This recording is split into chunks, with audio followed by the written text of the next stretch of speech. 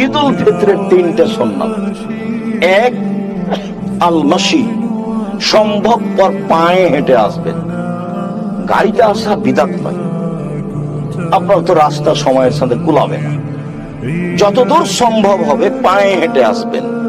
দুই, আল আকলু কাবলা সালাত, সালাতের পূর্বে খেতে হবে, ঈদ উল ফিতরে খেতে হবে।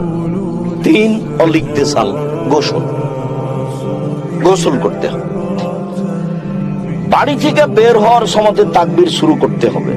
জাবের বলছেন, কানান নবী সাল্লাল্লাহু আলাইহি ওয়াসাল্লাম ইখালিফুত তারিকা, ঈদের সালাতে, ঈদুল আযহা, ঈদুল ফিতরে আল্লাহ রাসূল রাস্তা পরিবর্তন করতেন। সম্ভবপর হলে একটু না হলে করবেন। কোন জায়গাতে গিয়ে একটু এই রাস্তা থেকে ওই রাস্তা গেলেন, তাহলে রাসূলের সুন্নাতের কি করা হলো?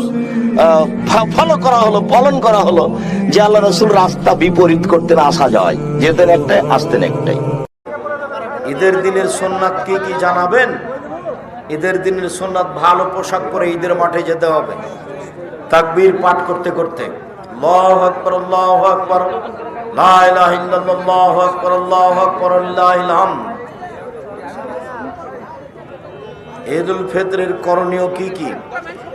মাঠে যাওয়ার আগে ফিতরা দিতে হবে, তাকবীর পাঠ করতে হবে, খেয়ে ঈদের মাঠে যেতে হবে, কুরবানির দিনে এসে খেতে হবে, ঈদুল ফিতরে খেয়ে যেতে হবে, আগে ফিতরা দিতে হবে।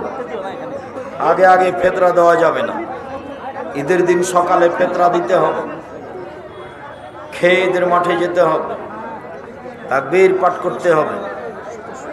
ঈদের দিন, ঈদুল আযহা, ঈদুল ফিতরে ঈদ মুবারক বলা বিদআত, ঈদ মুবারক বলা যাবে। ঈদ মুবারক, ধন্য ঈদ, এটা কি? ধন্য ঈদ।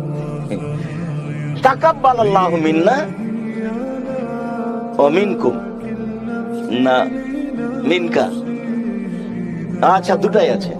তাকাব্বালাল্লাহু মিন্না মিনকুম, তাকাব্বালাল্লাহু মিন্না মিনকা, আমাদের পক্ষ থেকে, আপনার পক্ষ থেকে আমাদের ঈদকে আল্লাহ কি করুক?